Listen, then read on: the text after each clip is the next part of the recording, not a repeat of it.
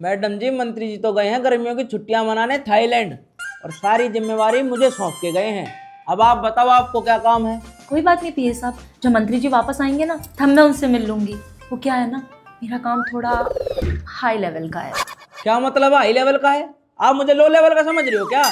मैं मंत्री जी का पीए हूँ, 40,444 रुपये मासिक वेतन पाता और मंत्री जी की गाड़ी चलता हूँ, और जिन अधिकारियों से लोग थर थर कांपते हैं ना, इनको तो लाइन में खड़ा करके खरी गोटी सुनाता हूँ, समझे? अरे पीए साहब, आप तो खामखा नाराज हो गए। मेरा कहने का वो मतलब नहीं था।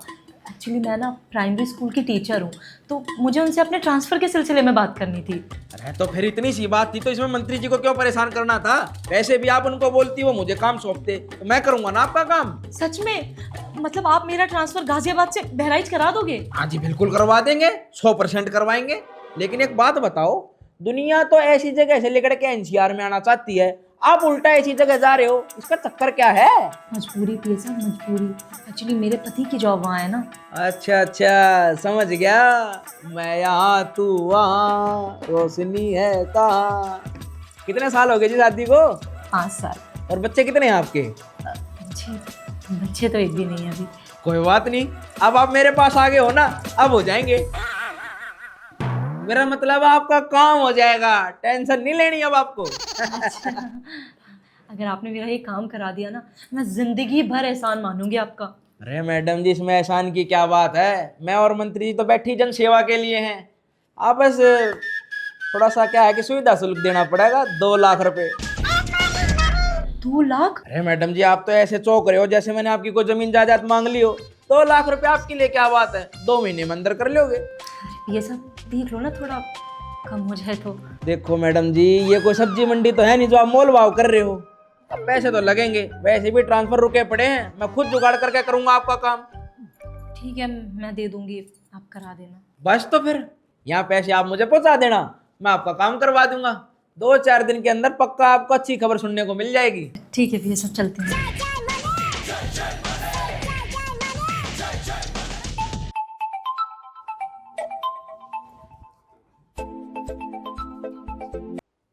हेलो। मैडम जी, मंत्री जी का पीए बात कर रहा हूँ मंत्रालय से। मिठाई मंगवा लो, आपका काम हो गया है।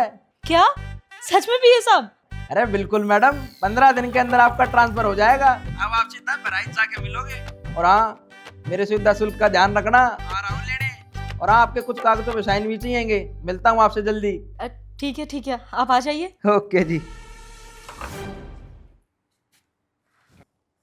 लो जी, मुबारक हो मैडम ट्रांसफर। ये लीजिए आपकी फीस। पूरे तो है ना मैडम जी? जी, गिन लीजिए एक बार। अरे गिनने की क्या जरूरत है, आपने दिए तो गिन के ही दिए होंगे।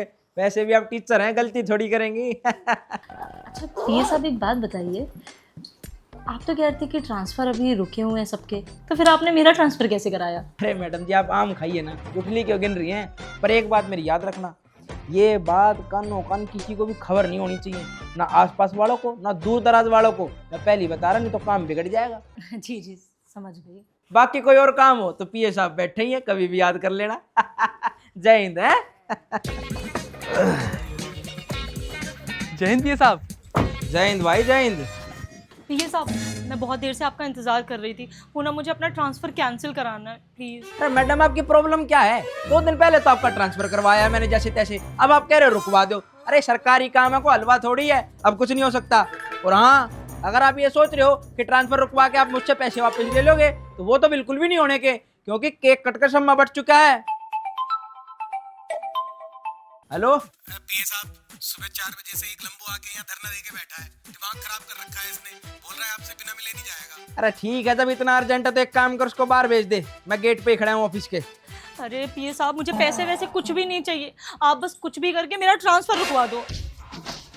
प्रियांशी, तुम यहाँ क्या कर रही हो? मैं तो पीए साहब के पास आई थी, इन्होंने तो मेरा ट्रांसफ़र गाजियाबाद से बहराइच कराया था, बस वही रुकवाने आई थी। लेकिन तुम यहाँ क्या कर रहे हो? अरे इन्होंने ही तो मेरा ट्रांसफर बहराइच से गाजियाबाद कराया था। अरे तुम दोनों एक दूसरे को जानते हो क्या? जी, यही मेरे पति हैं जिनके पास मैं बहराइच जा रही थी। और ये मेरी पत्नी है जिसके लिए मैं गाजियाबाद आया हूँ। वो तरीका है, इसका मतलब तुम्हारे साथ खेल हो गया। जाना था जापान, पहुंच गए चीन, और दोनों ने लिया एक दूसरे का काम छीन। अरे पीए साहब, बिल्कुल अनपढ़ हो क्या? समझ में नहीं आया कि हम पति पत्नी हैं? अरे तमीज में बात करो, ये अनपढ़ क्या होता है? तुम तो पढ़े लिखे हो ना, जब कागजों पे साइन कर रहे थे तब एक दूसरे का नाम नहीं पढ़े क्या? मैंने तो पढ़ा था, लेकिन मुझे ये लगा दुनिया में एक ही मनीष थोड़ी ना है। और आपने तो मना किया था कि किसी को कानो कान खबर ना हो। और मैंने अपनी पत्नी को सरप्राइज देने के लिए ऐसा किया था, लेकिन आपने तो मुझे ही सरप्राइज कर दिया। अरे थारे सरप्राइज के चक्कर में हो गया ना गुड़ गोबर। देखो भाई, ट्रांसफर तो अब कैंसिल हो नहीं सकता, क्योंकि ये था म्यूचुअल ट्रांसफर। हाँ, एक रास्ता है, जब कोई तीसरा आदमी आएगा ना ट्रांसफर करवाने, तब तो तुम्हारी बात बन सकती है। लेकिन तब तक के लिए भाई अब तू करेगा गाजियाबाद में नौकरी, और मैडम आप बहराइच पहुंच जाना 15 दिन के बाद। अरे पीए साहब, देखो भाई, अब रोने की तो जरूरत है नहीं, जो बात थी मैंने सच सच बता दी। हाँ, इसके अलावा कोई काम हो तो पीए साहब आपके सामने खड़े हैं, कभी भी याद कर लेना। अब मैं चलता हूँ, मेरे को काम बहुत है। जय हिंद भाई। है कुछ गड़बड़ हो गया। अब मिट्टी के माधो बन के यहीं खड़े रहोगे, घर चलोगे? और बड़े सरप्राइज देंगे, आज तक दिया नहीं, 2 लाख फंसा अरे दिए लेकिन मेरे। 2 लाख मेरे भी तो बर्बाद हुए हैं। मेरी बात तो सुनो, सुनो प्रियांशी।